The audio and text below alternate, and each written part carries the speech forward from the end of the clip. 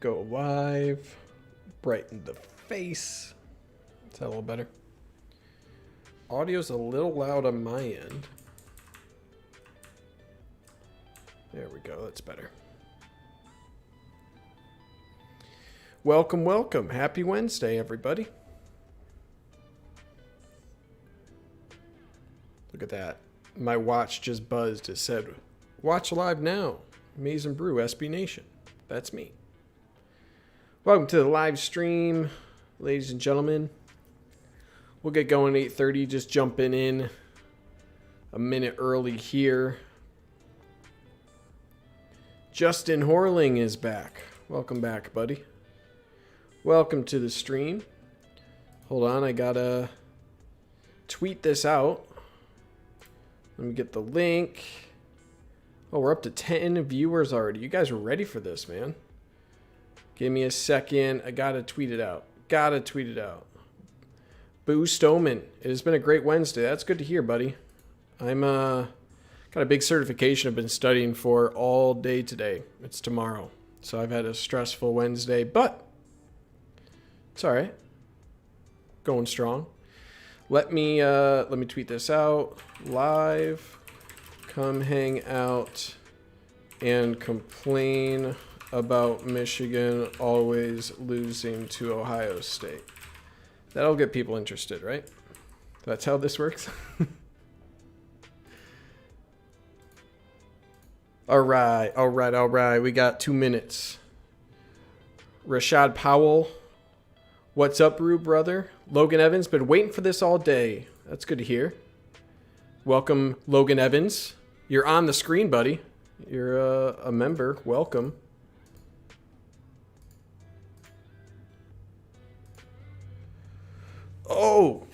Oh, yeah. We got an interesting one. This is. I'd have to think. I think this is the first live stream I've done where I haven't done a video before the live stream. So usually it's always like, here's the video, here's a live stream kind of going through it.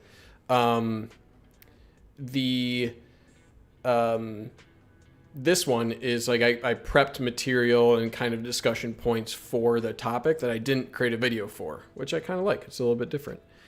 Boo Stoneman, hot dang, your typing is faster than Usain Bolt. I don't know what my words per minute is. We should do that live at some point. It's pretty high. I type for work. It's my living, essentially. I code, but I do a lot of documentation and stuff. So I have to type pretty fast, buddy. Only thing Ohio people have to look forward to. Yeah, you're not wrong. Okay, are we there? 30 seconds. All right, here we go. First of all, thank you guys who are members who signed up. We have Logan Evans here, one of the first members who joined. Andrew Decker, Sam Lee, Terry Pender, Keno Bear, Logan Evans. These guys are members to the channel. If you're interested in becoming a member, there's some early access. I'm going to be scheduling a members only Q&A live stream here in a bit. A couple of fun perks, or if you just feel like supporting me and the work I do here, much appreciated. If not, subscribe, and that goes a long way, or a like on the video, this video. Anyway, either, or. Okay, here we go. All right, Michigan's mindset shift to Ohio State. Okay, what do I mean by this? Rashad Powell, here, let me give you a link for that, buddy. There should be on the video, if you press join, if you see there should be a join button. I'll send a link at the end, but that join button will get you to where you need to go. But, okay, so obviously Michigan hasn't gotten it done. Okay, losing 15 of the last 16 to Ohio State. You guys don't need me to tell you everything that's gone wrong for the Wolverines against Ohio State. So what I wanted to talk about today is kind of a reaction to a lot of the questions that were asked to Jim Harbaugh, Hassan Haskins, Josh Ross, and Aiden Hutchinson around Ohio State. Okay, because we know it's not enough, and it was appropriately asked, what are you doing to, right the wrong? Lost to Ohio State this many times. It's going to keep coming up as a question until they figure it out, right? So it's something just to expect at this point. So let's go through kind of the main discussion points from Jim Harbaugh and the players. It'll take probably 5 minutes going through this. This is from Big Ten Media Days. We'll go through that first, and then I'll talk about kind of what their comments mean and what they actually probably should be doing, and if that's something they are doing or if this is just lip service. Essentially, this is what they said. This is what they are probably doing. This is what they need to do. And what's the delta between what they're probably doing and what they need to do? That's what we need to figure out here, right? Because essentially what I want to parse is, are they actually doing things differently?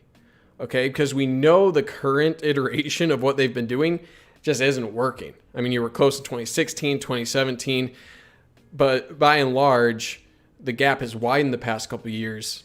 Changes were needed. Obviously, coaching staff changes, but mindset changes. That seems to be a theme that's come up quite a bit. Michigan hasn't done enough. So what are we going to be doing now, or what is the shift that they're talking about that's actually going into correcting this wrong? Okay, so let's go into their comments. Okay, I'm going to mess with the audio. You guys let me know if it's too loud. Give me a second. Thank you. Thanks to Kevin too. This feels good. A little more. Hope everybody's enjoying themselves. Is that audio level good, guys? Here, I know I'm here to have a really good day. Visiting out with other coaches and also just seeing the players. I don't, okay. Excels. So here we sport. go. Bill. Hi, Jim. Bill Rabinowitz from the Columbus Dispatch. Right in towards the center left. Hi, Jim. Hi, Bill. You've won a lot of games, but you haven't beaten Ohio State. You haven't won the Big Ten championship. Where do you think the program stands right now? What steps need to be taken to take that next step? And do you feel rejuvenated by the coaching changes? Well, I'm here before you. I mean, I'm as enthusiastic and excited as I've ever am, always am. Even more. To have at it, to win the championship, to beat Ohio, your hometown there. Our rivals, Michigan State. Everybody. That's what we want to do, and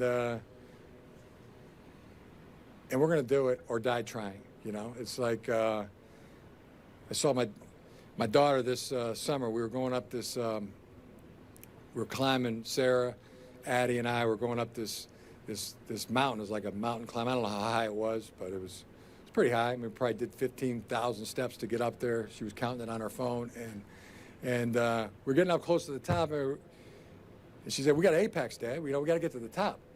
You're darn right we do. We got to get there. That's what we got to do. We got to apex this, and we got to get to the top. She's got that gene in her, and I was darn glad to see it. And I can tell you, I got that gene in me. And some of the guys we talked about here already, Aiden Hutchinson and Hassan, Josh Ross, and a lot of others. We got that gene in us. We gotta get to the top. Coach, thank you. Have a fantastic season. Thank you. Okay. All right, so that's Jim Harbaugh. All right. Do it or die trying, apex. This is like the point where it's like, yeah, what do you expect the guy to say? Right? Because it's like, yeah, everything he said is true. Honestly, he probably does have to do it or die trying, just with where he's at Michigan in his tenure. Pretty short leash. Okay, let's go to Hassan Haskins. I have a couple timestamps. This is from the Wolverine. Shout out to them for this footage. This one's also pretty quiet, so let me mess with this audio a little bit. How the whole team is, this whole year, like, we've been grinding this whole off season, like, for that game, for the national championship, all that. So it definitely motivated me even more hearing him say that. So Aiden talked about how it's motivates him to know that you guys are coming into the radar. Is that how you feel as well? Oh yeah. All right, so that was just kind of Haskins talking about how it's like kind of on his mind, right? That's kind of a common theme here. Like, on my mind, that's kind of what he said. There's one other clip here. Let me go to it. It's really quiet. His, I'm turned up as much as I can. So just keep that in mind. Somebody needs to knock that team off the perch, even beyond wanting to beat the Buckeyes. That somebody needs to knock that team off the perch. I mean, having won the conference 4 straight years, you know, it's time for a change, maybe. Oh yeah, it's definitely time for a change, and I think Michigan is the team to do that for sure. I got 100% confident that we can. It's just, you know, we got to dial in, focus, regroup with ourselves each week, playing the games, and just dial in for that game. You know, I definitely got confident that we can beat them for sure. And that's more than just that game. I mean, to win the Big Ten. Yeah. Okay, so this is like kind of just lip service to me, and this is nothing against Haskins himself, right? But saying we got to dial in, of course, those are things you want to say, always on their mind. The thing that scares me here is there's nothing tangible being said, okay? If there's a coordinated effort for a shift overall, either the players are not speaking to it purposefully, or they're not made aware of this shift, right? If there are shifts put on from the staff, and I'll kind of get to what I mean by that, we would hear more than just like, yeah, we got to dial in, right? What does that really mean? Like, of course you have to dial in. So that was the first, like, that was my kind of reaction to hearing that, where it's like, I want to hear more substance. Those are just kind of words where it's like, yeah, of course you need to dial it in, right? Like, I feel like most people would say that. Okay, here's Josh Ross. Again, let me mess with the audio because all of these are kind of different levels here. Let me figure out the levels for this interview. Like, hold each other accountable, not accepting Turn this up a little bit. what we think is the standard and holding it to that. All right, this one's really, really quiet. That's how it's been. Okay, we got a couple here. And I'll transcribe it, but if it's still a little bit too quiet.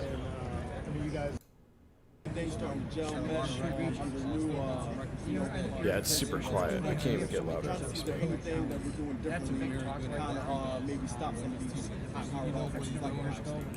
Ohio State's on our mind every day. Every day. And the way we beat them, it's not then, it's today. It's today, it's tomorrow, it's the next day. It's the days. You stack those days up and you look up. You know what I'm saying? All these days, like I've been saying, just winning those days and attacking every single day and getting better. Look up and we in a position we want to be, you know? And that's how we're going to do that. So, I wasn't even worried about last year. It was a tough year. yeah. Michigan State, I ain't even worried about that this year. Right now, it's So, bro. Ohio State, man.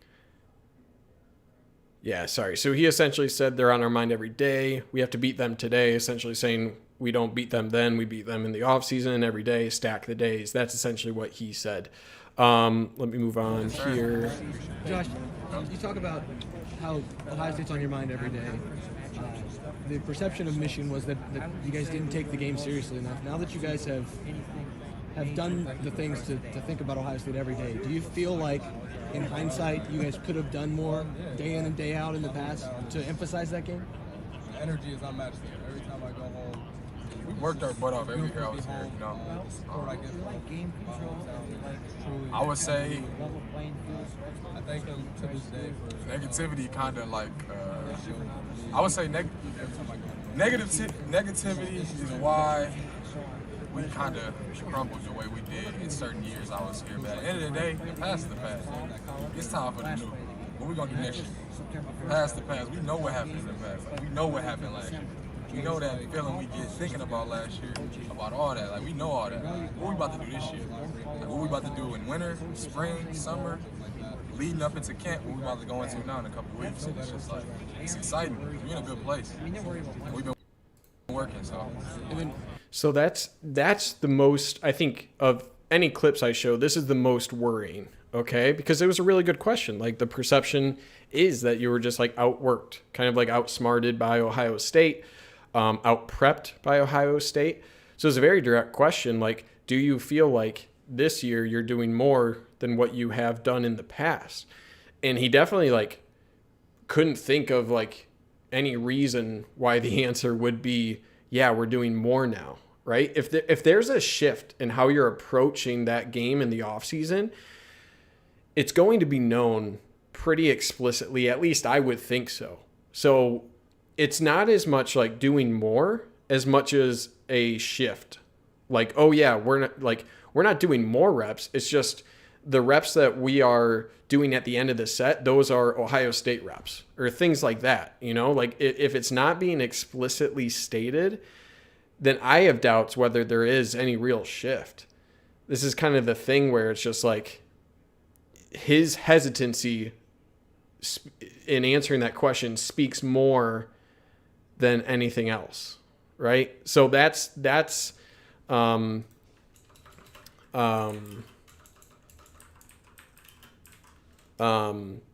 of what worries me about that. Okay, and then there's one more here, I think. We saw the picture in the weight room of, what are you doing to beat Ohio State today? Do you feel like the gap between the perception is that Ohio State prepared for that game more than you guys did? Do you feel like that perception is starting to change, that you guys are preparing for that game every single day? Can you repeat that question one more time? The perception from the outside. Right away there. Again, good question. I agree it's a little bit leading on, right? But it's saying that like people think that that the team wasn't prepared as much as Ohio State was. If there are explicit actions being taken this year compared to last year at this point, I gotta feel like he would have mentioned that, right? Outside is that Ohio State prepares for that game every day more than Michigan prepares for that game. Do you feel like that's starting to change? As far as perception, Yeah. I can't control people's perception. Like I know how people perceive Michigan from outside looking in. I know. Like I get it. Like I understand coming off of last year, but it ain't about them. It's about us. It ain't about what people perceive. It's about how we play. Like that's what it comes down to. So that's how I feel. So again, that was like, yeah, I get it. And he's right to a certain point. Perception isn't what's actually going on behind closed doors. But if there's been a shift, that's the time to like mention like, yeah, we're doing specific things differently now to address the losses to Ohio State. We're preparing differently for that game. He doesn't even have to go into what those things are, right? But if he, like, to me, if I'm asked that question and there's been a shift inside the locker room or inside, in the operations of film study, things like that, I would be like fine mentioning that because what's Ohio State going to do with that info, right? Oh, cool, they're preparing for us more. Whoa. Do you think they have to change anything from where they've been? Not really. Okay, last one, Hutchinson here. Just growing this relationship with Coach McDonald in the past couple months now, actually, because he got here a bit ago. It's great, though, having him. I'll go out there and say that we're going to get to the top of the Big Ten mountain or we're going to die trying. That's the mentality right there.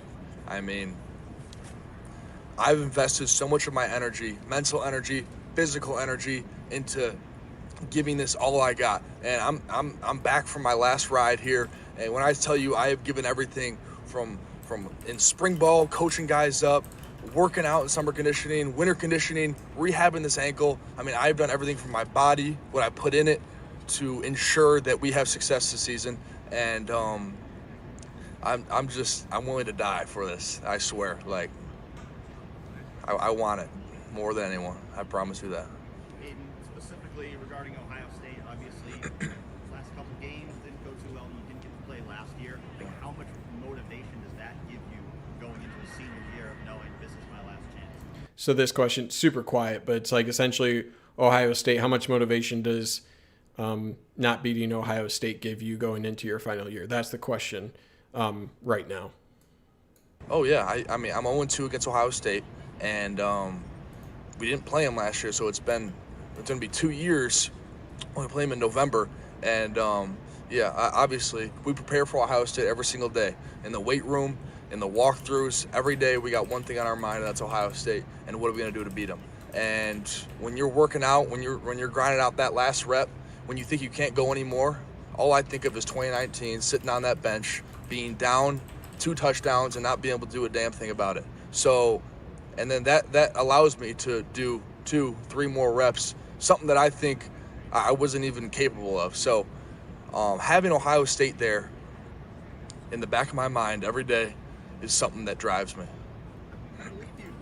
Okay, so this is kind of like the biggest aspect here, right? Where he's saying that it is driving him. Okay, if we go back to the start of that statement, there is some mention of how like they go through it in game prep, right? Let's play the beginning part one more time. And we didn't play him last year, so it's going to be 2 years. We play him in November, and obviously we prepare for Ohio State every single day in the weight room, in the walkthroughs. Every day we got one thing on our mind, and that's Ohio State. And so when he says the weight room, the walkthroughs, again, we don't know, but there's a very big difference between prepping specifically for Ohio State and having it on your mind for your reps, right? One is a very tangible thing. We are prepping these sets. We are prepping this, this defensive scheme. We are prepping this part of the playbook for Ohio State versus Ohio State is something we're thinking about a lot. Okay? And that's kind of the crux of what I want to get at with all of this. Okay? When you say, like, they're on our mind every day, right? That's not something that makes me think like, oh, this is it. Like we're gonna get there, right? That's not what I want to hear. And everything I heard was more of like, we know we need to get better. We know we need to do this. It didn't leave me thinking, oh boy, that's the ticket. Okay. So I sent off these tweets after kind of those comments. This is kind of what I went into. So this is from Angelique. She asked Ohio State's Thayer Munford his thoughts on Michigan players, saying they're putting more emphasis on the game.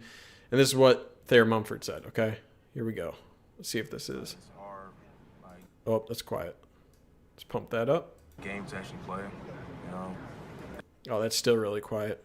They can say all they want, but at the same time, though, like, we gonna be ready for it. Like, no matter what, like, we always been treating the game the same for how many years? Like, I forget how long has this rivalry been going? Like, all right, that's super quiet, but he's essentially saying we're always treating the game the same way. We've been treating it the same for all these years. It doesn't really matter, right? Like, it doesn't really matter what Michigan's doing. We're going to prep the way we prep, and that's it. Okay? So, and what I said is how seriously players take the rivalry means nothing, okay?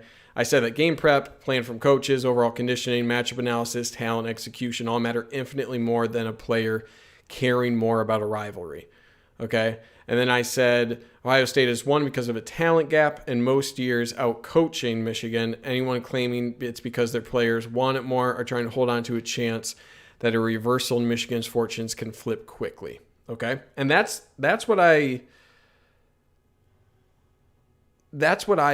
truly believe, okay? So when I see we got to do it or die trying, they're always on our mind. We have to dial in. They're on our mind every day. We have to beat them today. Giving everything I got. We prepare every day for OSU. Now that's closer to what I want. Last rep, it's all I think of. There's a difference between motivation and action, okay? Now, what we're hearing is simply more caring for the rivalry, okay? I'm going to put caring versus action. That's kind of what we're at here, okay? So I'm going to put caring is more what we heard from big media days, okay? It's motivation in day-to-day workouts, right? It's dialing in, whatever that means, okay? Action is significant schematic focus on Ohio State, talent gap identification and resolution, It's coaching changes for deficiencies, right? And these are some of the actions that you could argue some of these have happened, okay? Because I do, like, Don Brown's defense just simply wasn't going to work against Ohio State anymore, right? We saw that the past couple of years. It just wasn't working. And part of that was talent gap identification and resolution as well, right? I mean, you look at defensive line, cornerback, those are two of the biggest talent gaps I think Michigan's had over the past couple of years that really came back to bite them. Part of that goes into coaching changes for deficiencies. One more thing, action here, day-to-day opponent focus, okay? You need more man hours to focus on Ohio State. That's a big thing, okay? Having grad assistants focus specifically on Ohio State every single week. I mentioned schematic focus to more of an OSU offense or things like that. Those could be going on in the background. But again, if there were more day-to-day opponent focuses, I feel like we would have heard that from the players, right? I just feel like that would be something that they would have said in response to those questions, okay? So I'd argue that a couple of these, here's my thesis. Michigan has made macro changes to address this. To address it. Michigan, I can't type, is not making micro changes. What I mean by that is macro changes are like the coaching changes for deficiencies, okay? I think they're putting, the staff is put together in a way to be more recruiting focused from the defensive side, where there were, I think, pretty fair gaps in talent for the defense, especially. The talent gap between Ohio State's offensive players and the defensive talent on the roster has been widening. I think Don Brown was a part of that.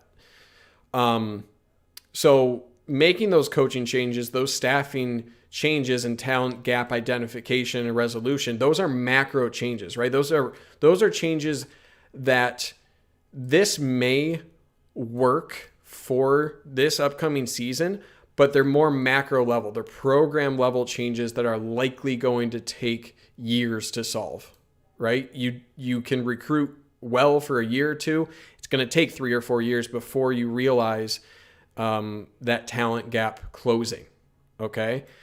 So these kind of go hand in hand. The day-to-day opponent focus, I don't think is there. I don't think it's there.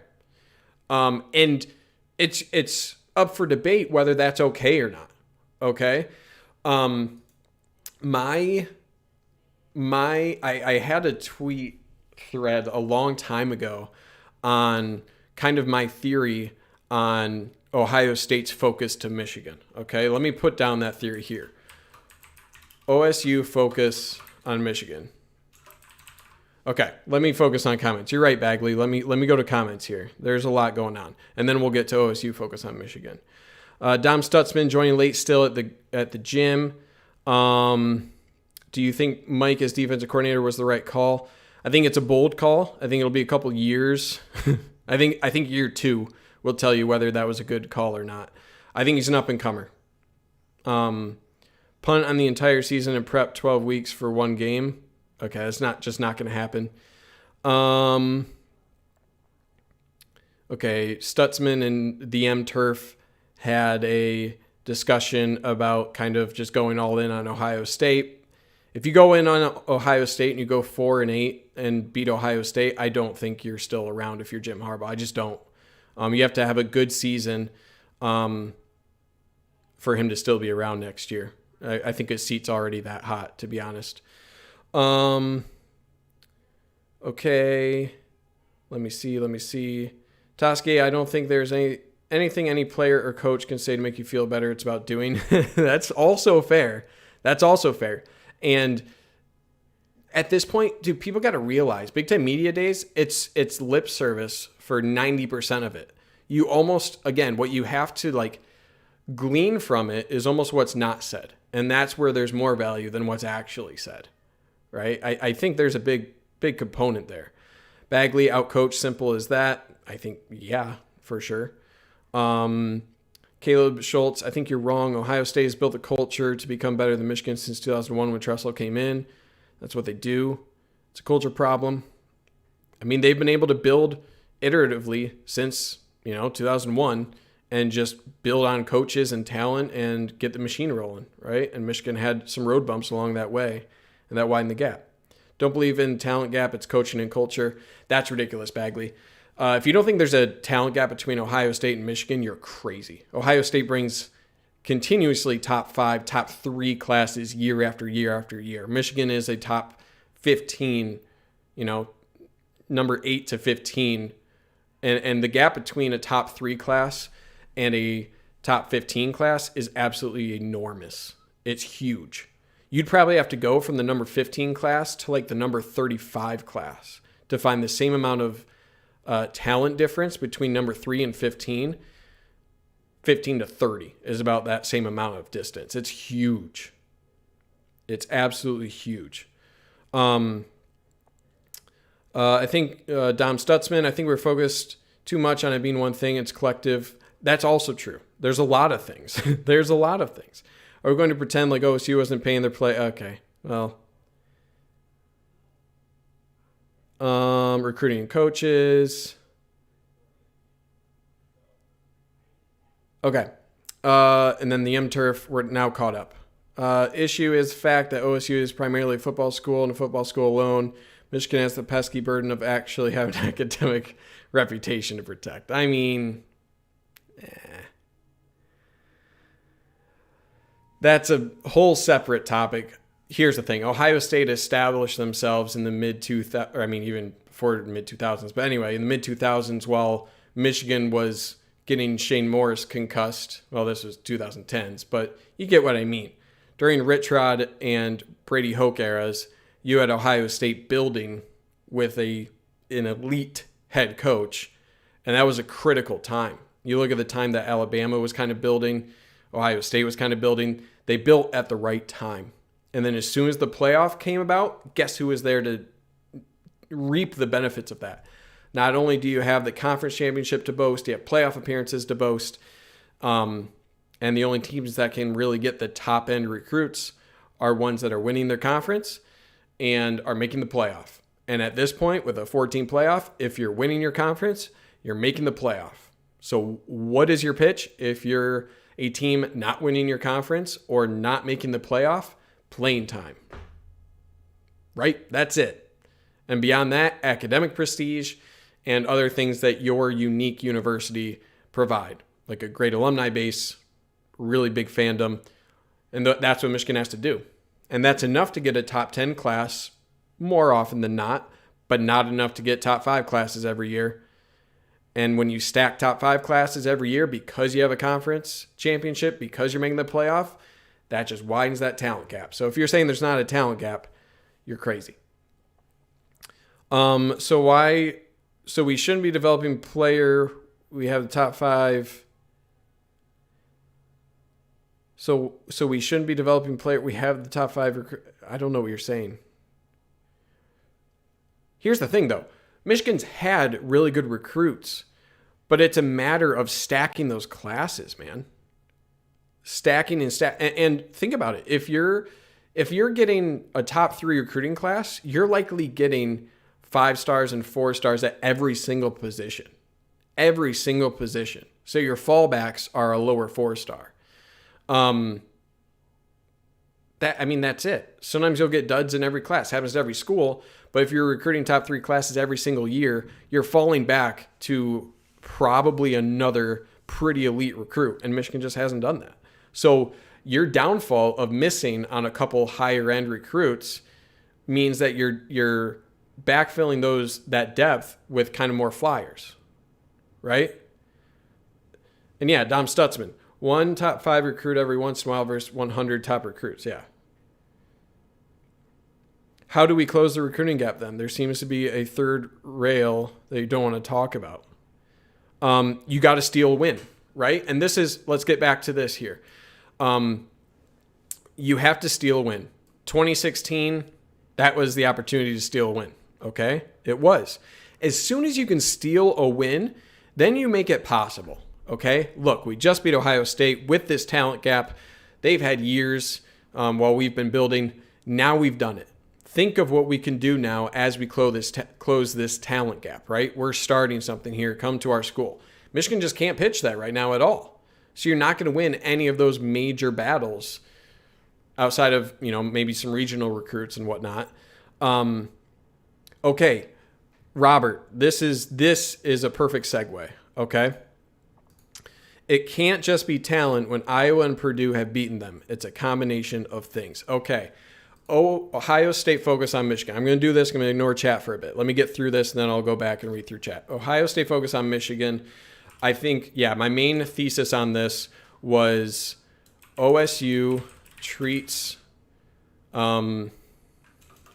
non-big games as pass-fail. Okay? What do I mean by that? But in college, you have the option of taking certain classes pass-fail, and other ones will go towards your GPA, okay? So for me, I took a lot of non-engineering courses as pass-fail, okay? So I think it was like, to go off of this, A to like C minus, A to C minus is a pass, a D plus, anything worse than a D plus is a fail. Okay. So what's the benefit of this approach? Okay. OSU does not have to spend as much time on pass-fail games. Okay. What do I mean by that? Say they're playing a Rutgers or a Maryland or even a Purdue, right? You don't have to spend as much time on these pass-fail games. Ohio State's C- effort is likely to get them a win, okay? And that's because of talent, okay? OSU can do pass-fail because of their talent level, okay? It's just about man hours. More often than not, a C- effort with the talent that Ohio State has against teams like Rutgers, Maryland, Purdue, that's going to get them a victory, okay? And whether it's remember, what year was that? Was that 2018, 2017, where they won in like double overtime against Maryland? How ugly of a game was that, right? And that's because of that talent, you can run your base set more often than not and get away with a win, okay? As a result, OSU's GPA is based on their big games, okay? These are the games they spend the most time on. So that's your Michigan. That's your Penn State, right? How often have we seen Ohio State just like kind of struggle with like I said, that Maryland game? There will be a couple games against lesser opponents where they're just kind of just kind of getting hung around in the first half. They're not really impressing. And people are like, how good is this team actually? And then they'll come out and just obliterate Michigan State in the past few years, obliterate Michigan, beat Penn State. So what I mean by their GPA is based on that is where they spend their man hours when it comes to coaching, when it comes to focus. I truly think they're just spending more time on those big games, and they're allowed to do that because of the talent level they have throughout the roster, right? So when you do that, what do you run the risk of? You run the risk of one of these pass fails being a really hard class, right? Purdue, where you had Rondale Moore and Michigan, and Ohio State just wasn't prepped for him. Iowa, right? Things just snowballed. Hostile environment. Night game at Kinnick, right? You'll have those where you didn't spend a whole lot of time on the game plan at a macro level or a micro level because you were focusing more on the games that truly, build your GPA. So when you get caught in one of those scenarios where now we're behind against Iowa or Purdue, those things snowball pretty quickly because guess what? You didn't really have a sophisticated game plan. You didn't spend as much time on those teams, right? And it's a massive fail, right? And it's funny because even though they'll fail those, the next week they'll go out and demolish Penn State or Michigan because they've been focusing on them. Their game plans have been in the works for weeks for those teams because that's where their GPA is defined. And this is partially, again, I mentioned the talent. It's partially because of importance as the coach, too. How does it look if Ohio State loses to Michigan compared to losing to Purdue, right? You look back at Ohio State and that loss to Purdue or that loss to Iowa, and it was like, wow, that was a crazy one-off loss, right? That was wild. You don't think, wow, Purdue was better than Ohio State last year or that year. That's not your thought. It's like, wow, Ohio State got caught, right? And that's why I think this is an actual thing. That's why I think it's an actual thing. So that's kind of why I think Ohio State has gotten caught in a couple of those games. And really, when it comes to like rankings and making the playoff, kind of makes sense. If you can better distribute your time to just pass these games, not lose to Rutgers, Maryland, Purdue, you're going to be way better off when you're going up against the teams that require more attention. Okay. Dom Stutzman, Iowa, Purdue aren't OSU's rivals. OSU overlooked them. Michigan doesn't get that benefit. Yeah, kind of going along with this. The M Turf, Michigan has way bigger problems than OSU. We got destroyed last year. I'd probably happily take 5 years off top of my life for a Michigan title. That's kind of crazy. That's kind of crazy. 5 years off your life for a football game? You have no control over these football games, man. 5 years off your life? Whoa. 2020 just snowballed, right? It just did. It just snowballed. And it's not an anomalous behavior, right? You shouldn't write off 2020 as a completely anomalous year, but there were a lot of factors going against Michigan, right? A team that has a more complex or a team that relies more on spring ball than other teams, which I think Michigan probably is with Don Brown's defense, you're going to struggle quite a bit. With a lot of new bodies on the offensive line, Michigan split their offensive line into 2 units throughout 2020 season prep to avoid having a decimated offensive line due to COVID. How is that offensive line going to become a cohesive unit in that regard, right? When you have opt-out at a key position, cornerback, injuries for one of your best defensive ends, injury for your best tackle, both Cade McNamara and Joe Milton having some injury issues throughout the year. It just snowballed, right? It doesn't excuse it. It's still bad. Lots of issues. But it's funny because a lot of people, when I give a lot of those reasons, they'll see well, these are just excuses.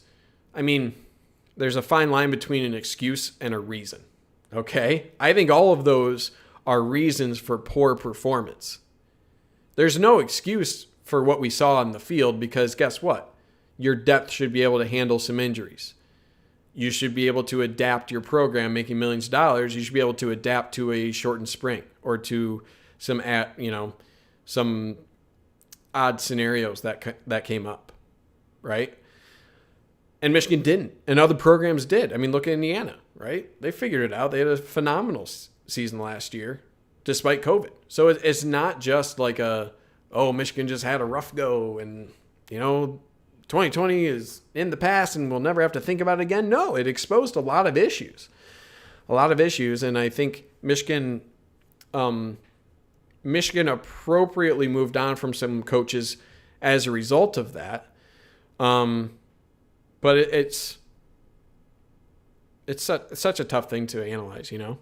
How much was anomalous? How much was something to carry over into this season? That's really tough. Just excuses is dumb. LOL, of course it is an excuse. The question is it a valid excuse? See, I hate the word excuse. There's something where it's like, it doesn't excuse the team's performance last year, right? It was a reason for performing poorly, right? It doesn't mean that it's like it excuses last year's performance. It kind of uncovers the reasoning behind the fallout, right? That's kind of my point. Okay, so let's get back. Did we answer kind of the caring versus action? So I mentioned kind of why I don't think like caring, like motivation in day-to-day workouts, right? That's more caring. That's more individual, right? That could mean something very different from an Aiden Hutchinson to a Hassan Haskins, right? I honestly don't think caring means a whole lot. If you need that as motivation to perform better, then like I kind of question who you are. I don't know. Maybe that's just me. So what I heard, let's put the hold on, let me move this down here. So here's Steven's final thoughts on this. Okay. Michigan made some macro moves to address OSU issues. Most macro changes will take multiple years to observe noticeable change. Okay? I'm going to put wild card is McDonald's ability to instill defense quickly, right? That's kind of the wild card. If McDonald's able to instill his defense extremely quickly, that's a wild card. And that could be seen more as like a micro change, right? Because Ohio State doesn't know what's really coming for this defense. They're probably watching a bunch of Ravens film. How quickly and how well this defense is able to respond to Ohio State, or how well it fits that, is kind of the wild card here that we just don't really know at this point, right? We don't. So I think I'll put one final thought is caring more about rivalry means almost nothing. Action is everything. Okay. So I think there should be more micro level action. Okay. And here's the one thing. I'm not in the room.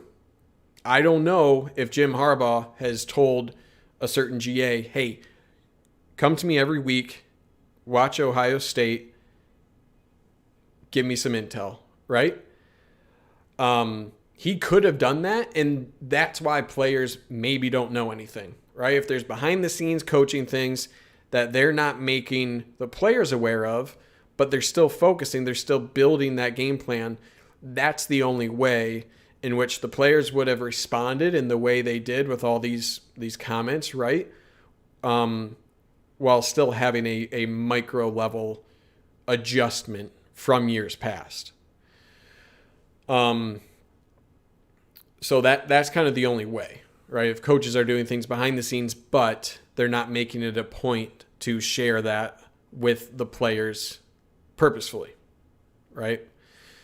It could be happening, and I hope it is. I hope it is because, like I said, with Ohio State's focus on Michigan, their approach, I think this gives them a huge advantage.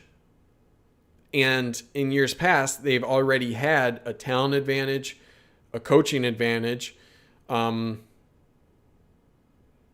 seemingly preparation advantage, right? So the macro changes are good. They'll take more time than I think what we'll see this year. And I'll just put micro changes may be happening without our awareness or player awareness, right? I think that's fair to say. I'm going to move this up just for better organization. So that's kind of my thoughts. That's kind of where I'm at. I essentially take a lot of the Big Ten Media Days comments and just kind of throw them out. They are what they are. Not a whole lot to learn from that other than the players seemingly don't notice a shift in micro level changes outside of like maybe some motivational things. Okay.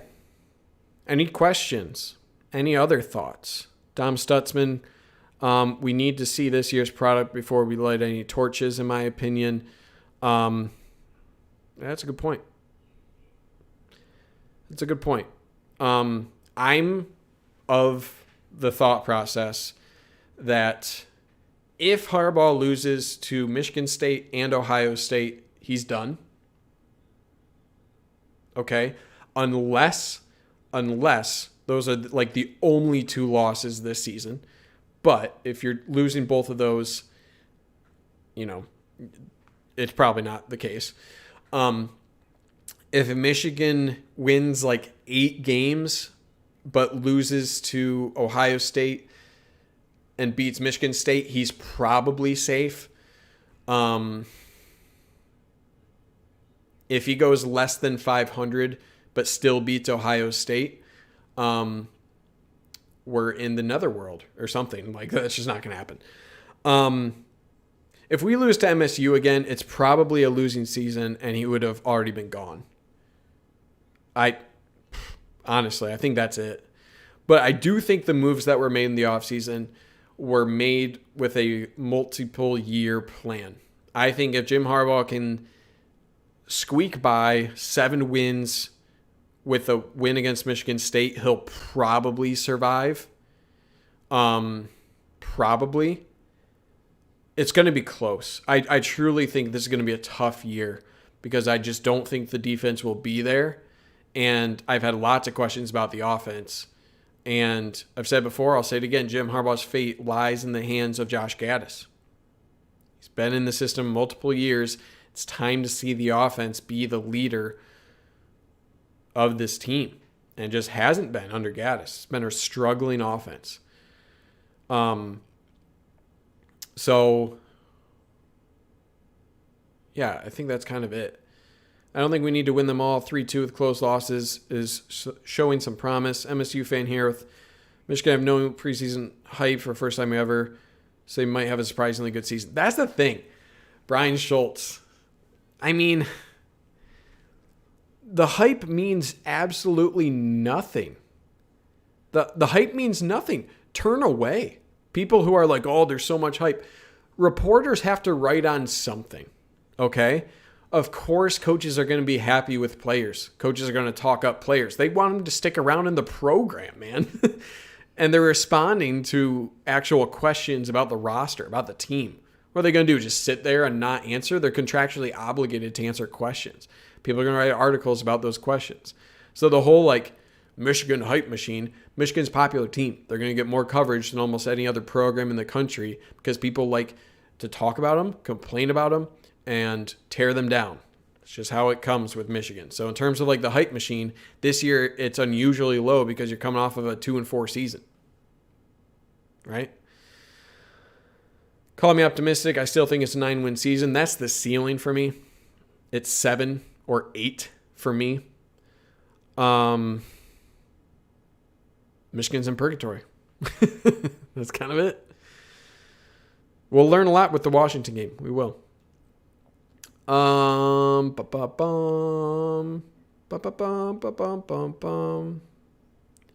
Stephen Cherry. Ryan Day could give Harbaugh's entire game plan. Ohio State will still destroy Michigan. Okay. It's an entire hate in Columbus. That's the difference. That's a thing, man. Like, okay, a bunch of fans hate Michigan. Cool. It's not the hate. It's what does that hate do, right?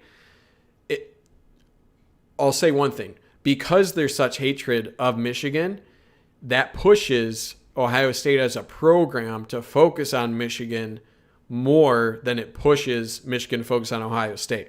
Does that make sense? Because of the importance of that game within the Ohio State culture, it drives the staff to ensure that they're well prepared for that game. So it drives the action. It's not the hate itself, but it's what comes from the hate and what it pushes that program and the staff to do in terms of preparation overall. What's infuriating, Wisconsin has been better than us in the last decade with exponentially less talent in the players and coaches.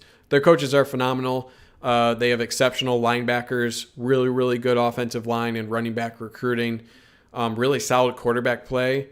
So the M-Turf, I'm going to disagree. I would argue their recruiting is much better than the rankings suggest based on just regionally where they recruit from. And I think they have exponentially better player development than what we've seen at Michigan, at least at this point. And that goes a really long way. And also, they're in the Big Ten West, okay? Think about how much of an advantage being in the West is compared to the East, right? But I mean, Michigan and Wisconsin are pretty similar. Like, they kind of have traded blows, right? 2-3 against Wisconsin, as Dom said. I just think it's player development. I think it's at key positions they do extremely well at. Notably, linebackers. Their linebackers are insanely good.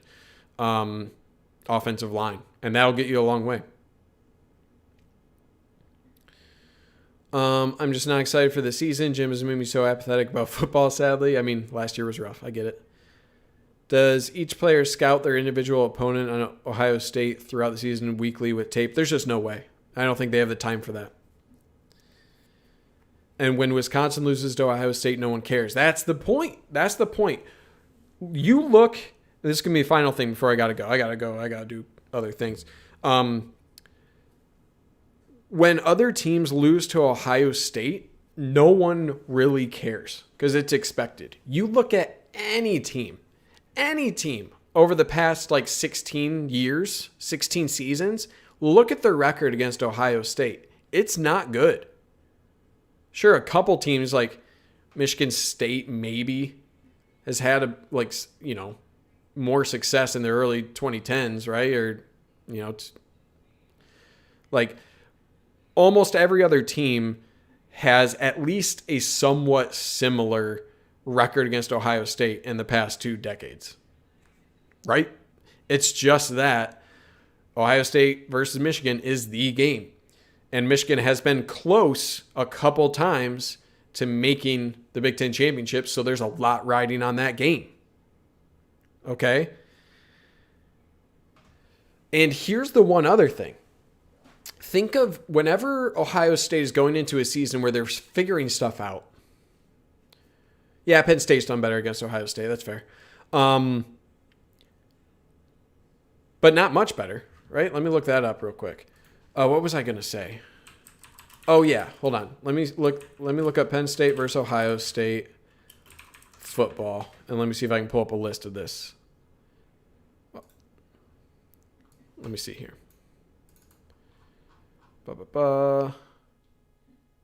Yeah, I mean, go back, since 2002, 1, 2, 3, 4, 5, 6, 7, 8, 9, 10, 11, 12, 13, 14, 15, 16, 17, 18, 19 games, and Ohio State won 15 of those, right, since 2002.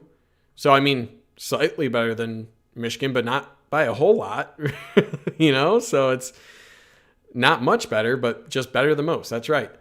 And that's what almost you look at any other team, it's like going up against Bama. And my one final point I was going to say, when does Michigan have to play Ohio State? It's at the end of every year. So think of this year. Ohio State's going in with a new quarterback. That's probably going to take some time, right? So think about the the advantage Michigan has going into this season in quarterback experience. At least Cade McNamara has some experience, right? At least Cade McNamara is a little bit more comfortable than whatever quarterback Ohio State will run out. Now, with a couple games experience, sure, that Ohio State quarterback's probably going to be pretty good. Like, I think that's a safe assumption. But getting Ohio State at the end of each year means with all that talent they have, they're going to figure their shit out, right? Like, they're going to be a well put together team by the last week in November. They just are. With that talent, you're going to figure out what works, what doesn't work. So you don't get the advantage of a week 3, week 4 game where an inexperienced Ohio State team is still trying to figure things out. Right? And that's a huge advantage. It's a huge advantage. So I think that's something that not enough people consider as well. Okay. I got to go, guys. It's been close to an hour here. Throw a like on the video if you like it. Subscribe if you do like the content. Really helps out a bunch. On the video, there should be a join button if you're interested in joining as a member. That gives you exclusive access to, or early access, I should say, to videos, sneak peeks on different stuff. You can also join a different tier where you get a live stream Q&A with just members. So that's kind of where we're at. All right, guys. Thank you for coming out. This is one of the bigger live streams I've had. Close to 50 here. A lot of good discussion. I appreciate you guys coming out. Dylan Girk, the M-Turf, Dom Stutzman, Brian Schultz, Syed Malik, Michael Ivor, Wolves 1901. Thank you guys. You have no join button. Really? Hold on. Let me pull it up. There should be a join button. Okay? There should be. Let me look up. If you don't, then that'd be weird.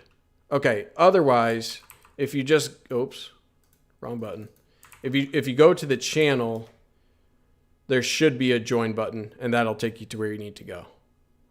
Right? If you go to the channel, there should be a join, and that'll give you what are the different tiers, and you get different perks for each of these. Oops, that's probably easier to see over here. Let me know if you guys can see it. Oh, I don't see it. Oh, I think maybe you have to be a subscriber. I think maybe you have to be a subscriber first, and then you see the join button. That might be a thing. I don't exactly know. I'm new to this. Set this up about a week ago or so. Mobile doesn't have a join button, I believe. That would probably make sense. That seems silly. Just talk to their UX. I see it now. Everyone drop your likes. Dom Stutzman coming in with the like suggestion. I appreciate that. But yeah, I'm going to be posting in probably the early access tier. I'll be posting some sneak peeks on what I'm going to be doing next week. So I'll have at least one video, probably 2 live streams next week. But man, I got to get working on this hype video. So that'll be something I'm really going to be pushing towards. And there's going to be sneak peeks on that if you're a member as well. But anyways, guys, I got to take off. Appreciate you guys coming to hang out. It's a really good live stream. I think it's an important topic. I think there's lots to discuss still. And yeah, leave a comment if there's any suggestions for topics you want me to discuss in the future on this video, and I'll consider it. Pay attention to all those. All right, guys. Thanks for coming out. Take care. See you next time. Go Blue. Peace.